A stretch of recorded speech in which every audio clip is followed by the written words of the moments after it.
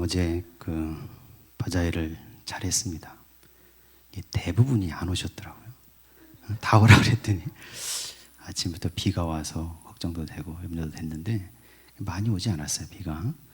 참 감사한 것은 우리 원로 장로님들, 우리 권사님들, 또 우리 집사님들, 안수 집사님, 또 청년들 중에도 같이 도와주셔서 참 재밌고 은혜스럽게 행사를 잘 할 수 있었습니다. 더 감사한 것은 막 사람들이 막 구름대처럼 몰려오진 않았지만 와야 할 사람들이 왔어요. 그래서 감사하게 생각하고 그분들이 교회의 이 앞마당을 밟았다는 것 자체도 참 은혜스러운 일이고, 그 사실을 가지고 기도하면서 그분들이 이제 복음을 믿고 예수를 믿고 구원받는 사람들이 될 수 있도록 그렇게 기도하는 우리가 되시기를 소망합니다. 그래서 어제 못 오신 분들을 위해서 오늘 점심은 원래 이제 준비하기로 예정된 분이 계셨는데 잠깐 좀 미루 양해를 구하고 어제 팔았던 김밥을 그대로 만들어서 이제 맛을 보시게 오늘 할 겁니다. 점심 때 가지 마시고 김밥을 꼭 드시고 이렇게 좋은 맛있는 김밥을 팔았구나. 다음 내년에는 꼭 오셔서 같이 드시고 준비하시고 축복된 잔치로 만들어가는데 힘을 더해 주시기를 간절히 바랍니다. 네, 우리 수고하신 모든 분들 위해서 박수 한번 하겠습니다. 고맙습니다.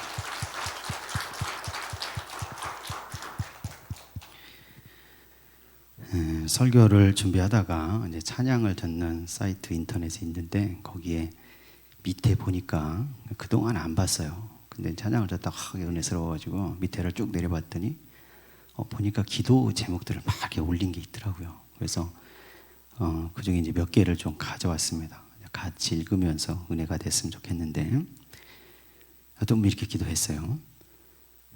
오늘 하나님의 은혜로 아내가 쌍둥이를 출산합니다. 하나님, 아내가 안전하게 출산하게 하시고 아기들의 건강을 지켜주세요. 사랑합니다. 아멘. 이렇게 썼어요. 또 보니까 다른 사람도 이렇게 썼습니다. 하나님, 저 국가대표 선발전이 얼마 남지 않았는데 부상도 당하고 아픈 것도 있고 부족한 점이 많아 완전하지는 않아요. 하지만 그 부족한 모든 것들 하나님이 채워주실 것을 믿고 기도하면서 준비하고 있습니다. 함께 해주세요. 아멘. 이렇게 썼습니다. 그 밑에 보니까 또 이런 기도가 있습니다. 하나님, 우리 아빠 좀 살려주세요. 정말 급합니다. 주일 새벽 6시에 공장에서 추락해서 외상성 뇌출혈로 4군데 피가 고이고 뇌 손상을 크게 입고요. 왼쪽 쇄골, 왼쪽 어깨, 왼쪽 갈비뼈 7개, 왼쪽 두개골이 파손되고 왼쪽 귀 함몰이 되었습니다. 입원 7일 차인데 의식이 점점 안 좋아지며 상태가 악화됩니다. 아직 영접 기도도 못 하셨는데 꼭 선하신 하나님의 일하심으로 건강이 회복되고 하나님을 구주로 영접할 수 있도록 기도해 주세요. 그렇게 썼더라고요. 또 밑에 보니까 이분은 이제 미용업을 하시는 분인 것 같아. 이런 글을 썼어요. 하나님, 곧 있으면 메이크업 자격증 시험 및 대회가 있습니다. 힘들게 준비하고 힘든 시기에 준비하는 만큼 제가 더 힘을 내서 열심히 할 수 있도록 도와주시고 내일, 그러니까 이 손톱이에요. 내일 시험 때 보여주셨던 것처럼 제 옆에 함께 계시고 있다는 것을 보여주세요. 아멘. 이렇게 썼고 그 밑에 보니까 어떤 학생인 것 같습니다. 하나님, 영어 숙제가 너무 하기 싫어요. 실력이 너무 부족해서 시험 공부를 해도 점수가 안 올라요. 이번 방학이, 그러니까 좀 지난 것 같아요. 이번 방학이 정말 기회인데 등급을 올릴 수 있게 도와주세요. 탐구 과목 안정하게 1등급 받을 수 있게 열심히 할 수 있게 도와주세요. 제발요. 하나님, 도와주세요. 영어 숙제 싫어도 할 수 있게 도와주세요. 이렇게 쓴 사람도 있더라고요. 근데 그 밑에 보니까 어떤 분은 이제 기도가 하도 절절하고 그러니까 자기 사명인 것 같아요. 거기다 다 답글을 다시는 분이 계시더라고요. 답글을 다시는 분이 이렇게 썼어요. 그 밑에다가 저의 댓글을 읽어주시는 분들 걱정하지 마시고요.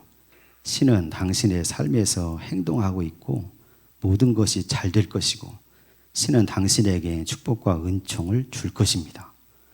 오늘 하루도 즐겁고 행복하고 따뜻한 하루 되시길 바라겠습니다. 그리고 하트를 3개 딱 찍어놨더라고요. 저도 이분처럼 여러분에게 말씀드립니다.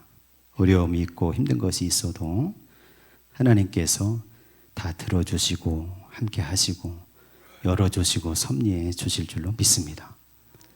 저와 여러분이 그 믿음 안에 승리하는 성도들 되시기를 그리스도의 이름으로 간절히 축원합니다.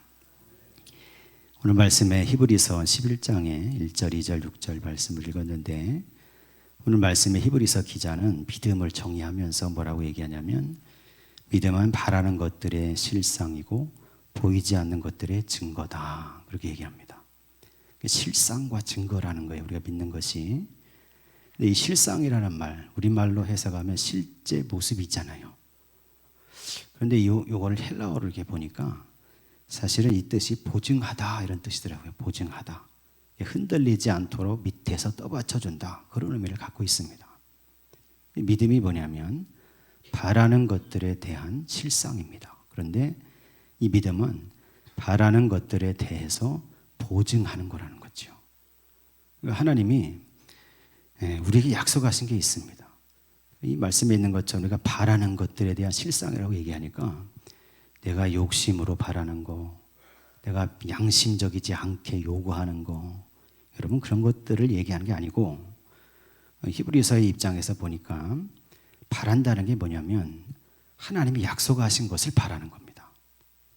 내가 믿음을 가지게 되는 근거 중에 하나가 하나님이 나에게 약속하신 겁니다. 하나님께서 나에게 약속하신 건 말씀을 통해서 이러이러한 것들을 허락하시겠다고 주신 건 그 약속하신 것들을 내가 믿음으로 붙잡고 바라게 된 거죠. 그 바라게 된 것들에 대한 실제 모습, 보증, 이것이 지금 내가 갖고 있는 믿음이라는 겁니다. 그리고 보이지 않는 것들의 증거라 이렇게 얘기했는데 아직 보여지지 않은 것들이라고 해석해야 됩니다. 사실은 그러니까 이미 하나님께서 그렇게 하시기로 결정하셨어요. 이루시기로 하셨고 그 될 거라고 하나님 말씀하시고 계시고 요기만 지나면 되는 겁니다. 단지 아직 보여지지 않고 있는 겁니다. 그것에 대한 증거가 뭐냐면 그걸 될 줄로 내가 확신하는 믿음이라는 거죠. 저와 여러분이 오늘 말씀을 들으면서 또 신앙을 생각할 때 이 실상과 증거가 되는 이 믿음을 가지시길 원합니다. 내 욕심으로 구하는 믿음이 아니고 하나님의 말씀에 기초해서 하나님 말씀을 통해서 약속하신 것. 히브리서는 그게 바로 하나님의 복음을 통한 예수 그리스도를 통한 구원과 영생과 하나님의 나라를 얘기하는 거죠. 저와 여러분이 그 약속하신 하나님이 주시는 것들을 바라고 구하면서 그것을 받아 누리는 성도들 되시기를 간절히 소망합니다. 히브리서 기자는 2절에 그런 얘기를 하죠. 히브리서 11장 2절만 한번 읽어보겠습니다. 2절 말씀입니다. 선진들이 이로써 증거를 얻었느니라. 아멘. 못 믿겠으면 선진들을 봐라 이겁니다. 선진들이 누굽니까? 성경에 기록된 많은 믿음의 사람들이죠. 우리보다 먼저 이 세상을 살아갔는데 믿음으로 살다 간 사람들의 모습을 보라는 겁니다. 거기서 증거가 다 드러나 있다는 거죠. 그러면서 히브리서 11장 말씀에 쭉 읽어보면 히브리서 기자가 누구누구를 예를 드냐면 맨 처음에 아벨을 듭니다. 아벨. 가인과 아벨 아시죠? 아벨은 믿음으로 가인보다 더 나은 제사를 하나님께 드렸고 그 믿음으로 하나님으로부터 의롭다 하심을 얻은 자가 됐다는 겁니다. 가인과 그의 제물 하나님 받지 않으셨죠? 아벨과 그의 제물 하나님 받으셨습니다. 그 이유가 뭘까? 여러분 구체적으로 그 성경에 드러나지 않아요. 그러나 그 창세기에서 4장 7절을 보면 그 일 때문에 가인이 화가 났죠.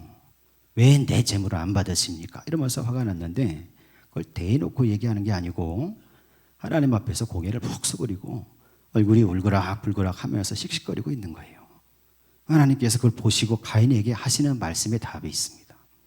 뭐라고 하시냐면 가인에게 네가 선을 행하였다면 어찌 지금 얼굴을 들지 못하겠느냐 이렇게 말씀하시는 거예요. 가인은 양심이 있어서 자기 평소에 살아가면서 하나님 말씀대로 믿음으로 의를 위해서 살아가지 못했던 거죠. 그래서 하나님이 그가 그렇게 살지 못하니 그를 볼 때 그의 재물도 받을 수가 없었던 겁니다.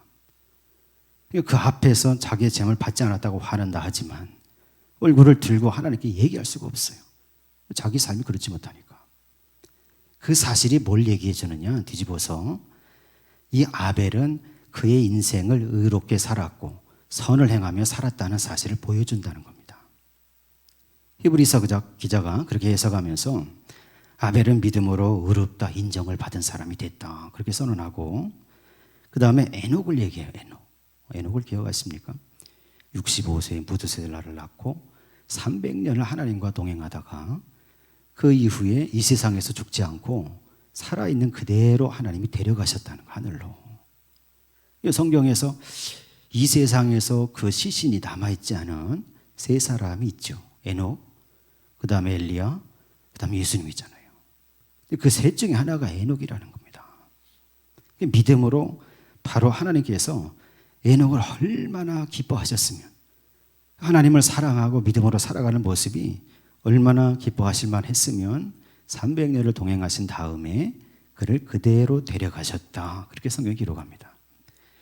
또 하나 노아를 얘기하죠. 노아는 여러분 잘 아시듯이 보이지 않는 일, 그의 생애 중에, 삶 중에 보이지 않던 일인데 하나님의 대홍수 심판에 대한 경고를 비전으로, 눈으로, 하나님의 말씀으로 듣고 그 일에 쓰임받는 사람으로 방주를 준비하는 사람이 됐다는 겁니다. 노아가 500세 된 후에 셈과 함과 야벳을 낳았고 600세 됐을 때 홍수가 있었으니까 이 노아가 방주를 준비한 기간을 생각해 보면 최소한 한 70, 80년은 되죠. 그 기간 동안을 하나님의 말씀을 듣고 믿음으로 그 대홍수가 있을 것을 바라보면서 그 이후에 자기 가족들이 살게 될 일을 생각하면서, 그러면서 다른 사람들이 뭐라고 하든지 간에 그 노아는 수십 년 세월을 들여서 하나님의 말씀을 지키면서 방주를 지었고, 그래서 그 가족들이 구원받는 그런 사람들이 됐고 이후에 인류의 시조가 됐다는 거예요. 그래서 이 노아는 의의 상속자가 됐다 하면서 히브리서 기자가 해석하고 있습니다. 이 일들을 볼 때, 그 뒤에 또 많은 이야기들을 합니다만은 이 일들을 볼 때 우리가 깨닫게 되는 게 있다 하면서 하는 게 바로 6절의 말씀이죠. 그럼 6절 말씀도 같이 한번 읽겠습니다. 6절입니다.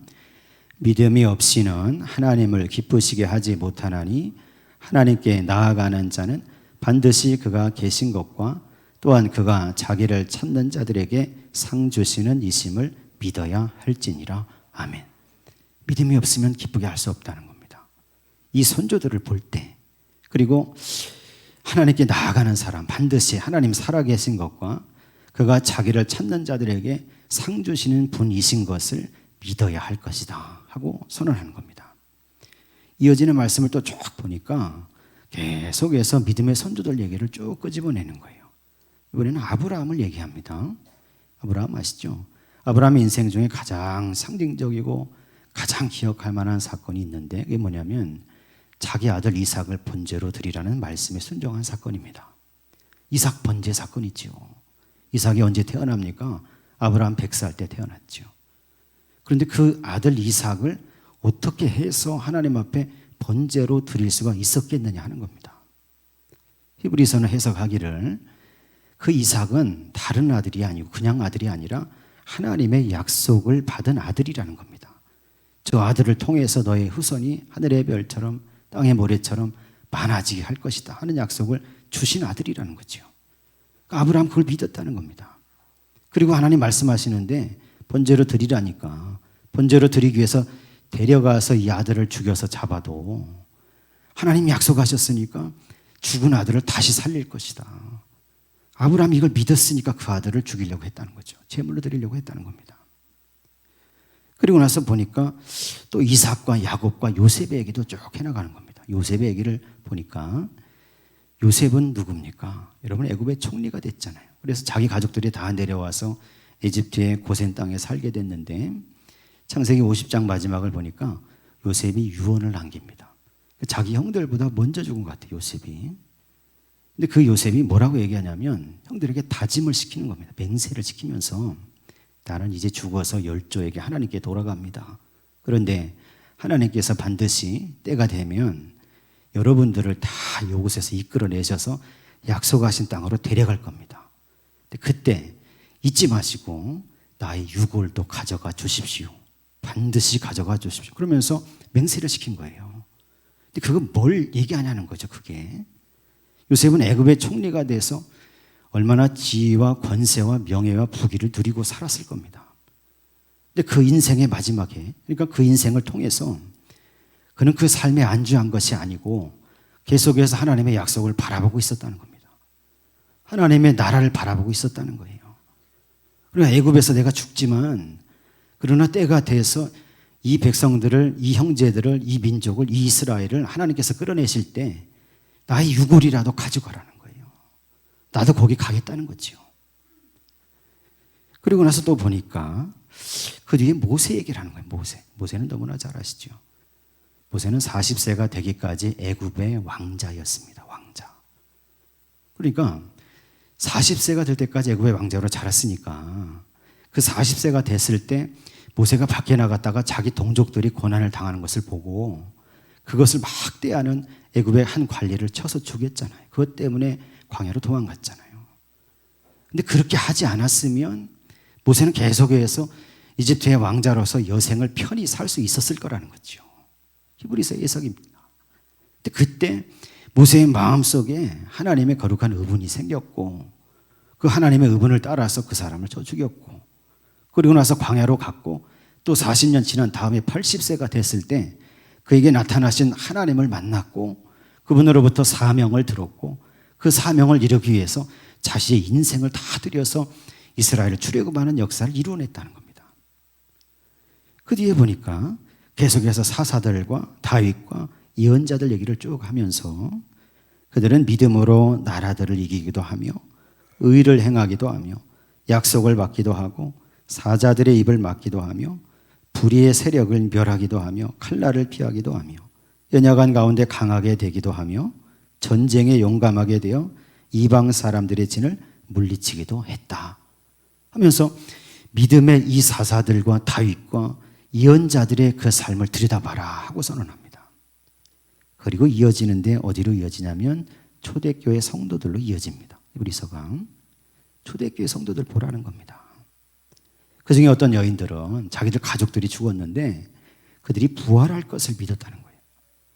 그리고 그 중에 어떤 사람들은 더 좋은 부활과 하나님 나라를 얻고자 하기 위해서 심한 믿음 때문에 심한 고문을 받되 거기서부터 그 차이 풀려나기를 원하지 않았다는 거예요. 또 다른 사람들은 조롱과 채찍질을 당하기도 했고 결박과 옥에 갇히는 시련도 받았고 돌로 침을 당하고 톱으로 켜는 것을 당하고 시험과 칼로 죽임을 당하고 양과 염소의 가죽을 입고 유리하며 군핍과 환난과 학대를 받았다. 광야와 산과 동굴과 동굴에 유리하기를 마다하지 않았다. 이 사람들을 가리켜서 이런 사람은 세상이 감당하지 못하는 사람들이다 하고 선언하는 겁니다. 바라기는 저와 여러분이 이 믿음의 선배들, 선조들의 살았던 그 모습, 그들이 행했던 모습, 그들이 고백했던 믿음을 그대로 닮아 살아가는 성도들 되시기를 간절히 소망합니다. 이런 믿음의 선진들이 있으니까 너희도 하나님이 약속하신 말씀을 붙들고 그 인생을 살아서 믿음의 역사를 이루고 하나님이 주신 은혜를 받고 복을 받아서 누리는 삶을 살라는 겁니다.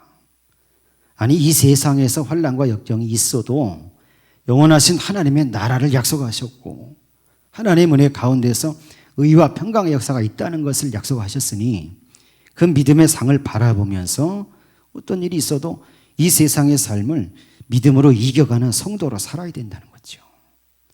그래서 히브리서 12장으로 넘어가니까 무슨 얘기를 하냐면 믿음의 경주를 하라는 거예요. 믿음의 경주. 여러분 히브리서 11장 참 은혜스러워요.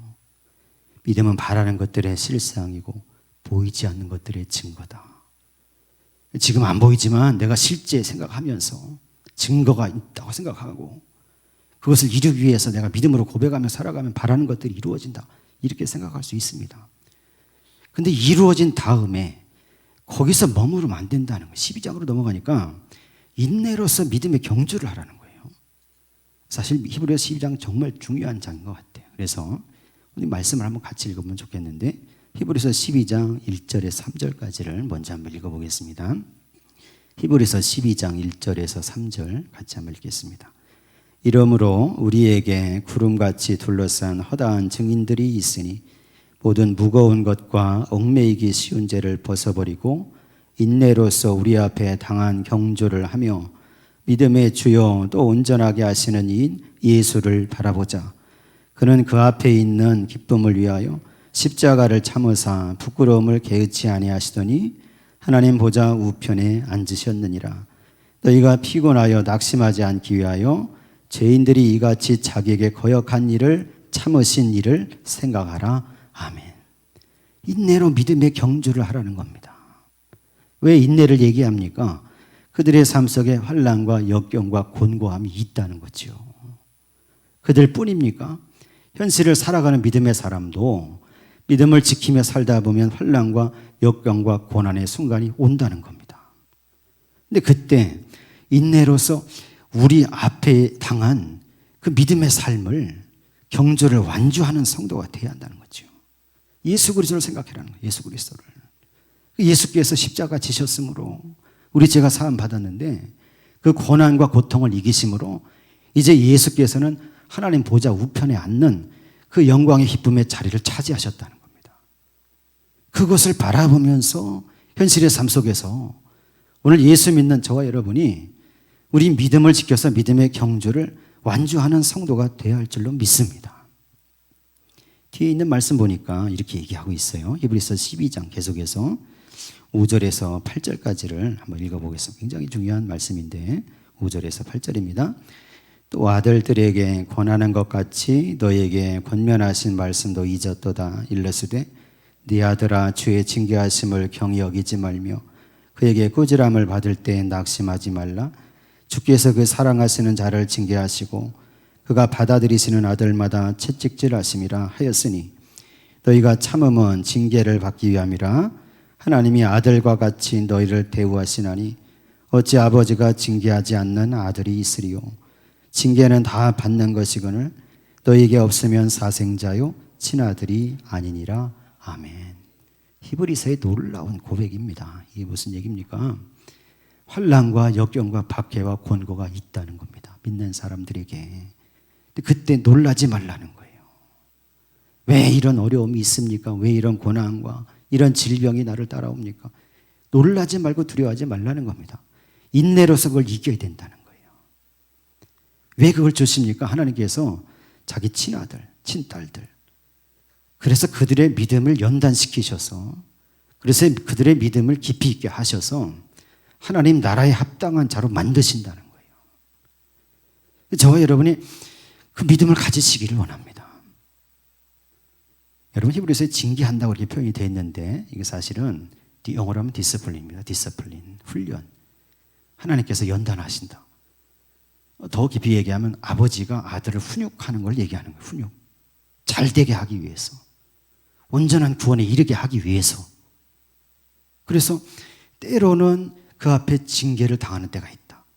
때로는 그 앞에 환난의 때가 있다. 그러니까 그때 놀라지 말고 참 믿음의 실상을 주시고 증거가 되시는 그 예수 그리스도를 붙잡고 생각하고 그 때를 그 순간을 이기며 나가는 성도가 되어야 된다는 거죠. 여러분 또 읽어보니까 징계만 있는 게 아니더라고요. 그때 열매가 있다는 거예요. 히브리서 12장 10절 11절도 한번 읽어보겠습니다. 10절과 11절입니다. 그들은 잠시 자기의 뜻대로 우리를 징계하였거니와 오직 하나님은 우리의 유익을 위하여 그의 거룩하심에 참여하게 하시느니라.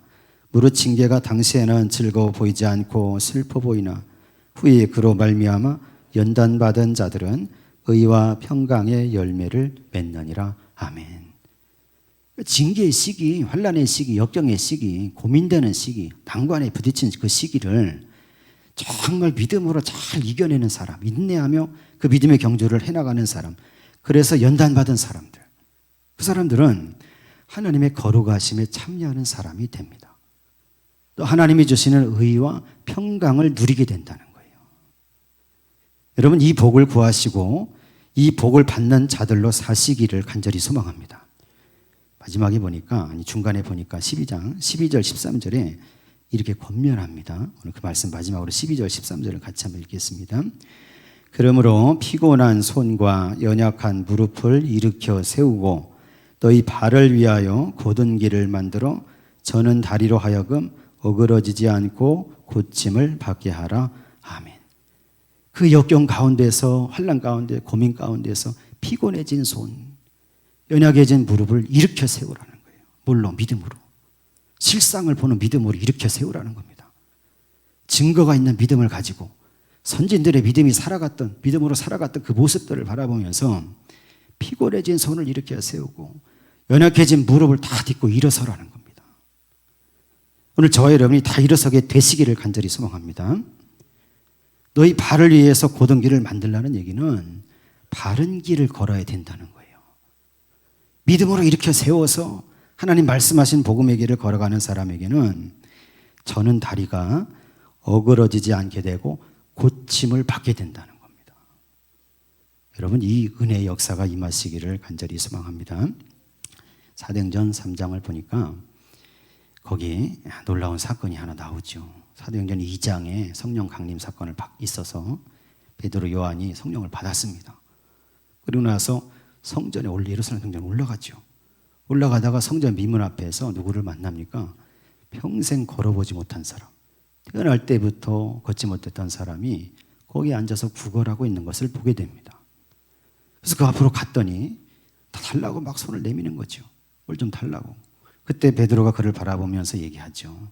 내게 금과 은은 없으나 내게 있는 이것을 내게 주노니 곧 나사렛 예수 그리스도의 이름으로 일어나 걸어라 하고 그의 손을 잡아서 일으켰습니다. 힘이 들어갔고 그 사람이 일어나서 걷고 뛰면서 하나님을 찬송했죠.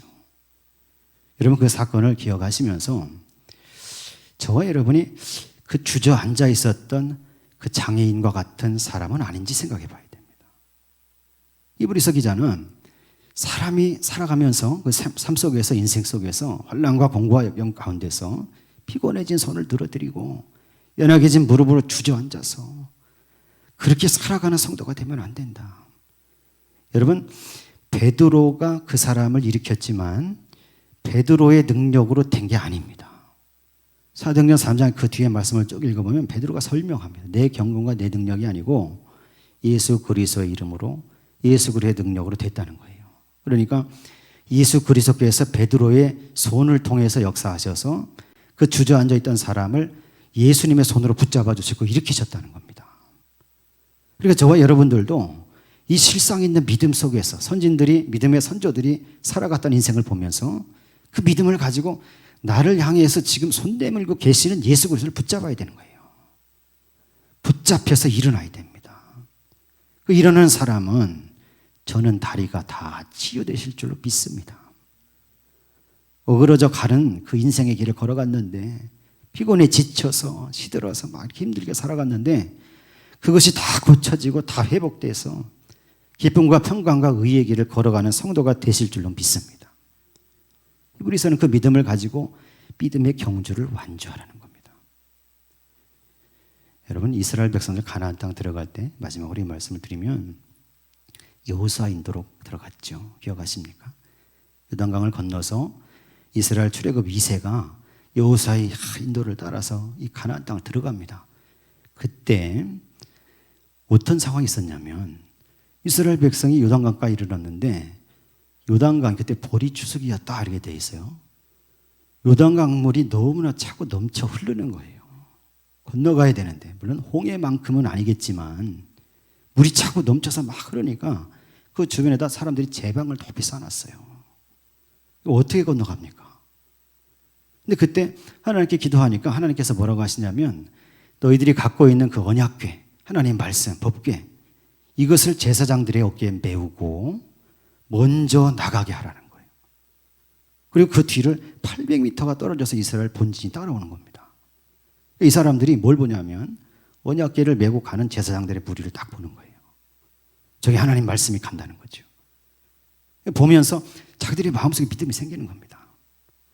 근데 그 제사장들을 생각해 봐야 됩니다. 말씀을 따라서 가는데 높은 제방이 있습니다. 언약궤를 메고 올라갔겠죠. 발을 디뎌야 되는 거예요. 근데 물이 차서 막 흘러내리니 거기 발 잘못 디뎠다가 어떻게 물에 다 휩쓸려 가는 겁니다. 근데 참 놀랍게도 그 사람들 믿음을 가지고 언약궤를 메고 말씀을 따라서 가나안 땅을 바라보면서 그들이 발을 내디뎠을 때 그 흐르던 물이 저 위에서부터 다 말라서 마른 땅처럼 되는 것을 경험했다는 겁니다. 그래서 그들은 언약궤를 메고 가나안 땅에 들어가서 그들 인생에 주신 믿음의 경주를 시작하게 된 겁니다. 오늘 저와 여러분들도 이 믿음을 가지고 우리의 믿음의 경주를 완주하는 성도가 되시기를 간절히 소망합니다. 믿음의 실상, 믿음의 증거, 그것을 허락하시는 예수 그리스도, 우리 주가 되시는 예수 그리스도를 바라보시고 그 믿음을 품고 우리 인생을 살아가서 저와 여러분의 삶 속에도 하나님이 주시는 의와 평강의 역사, 그리고 하나님의 거룩하게 참여하게 되시는 은총의 역사, 하나님이 약속하신 하나님의 나라에 다 합당한 성도로 우리 인생을 살아가게 되시기를 예수 그리스도의 이름으로 간절히 축원합니다.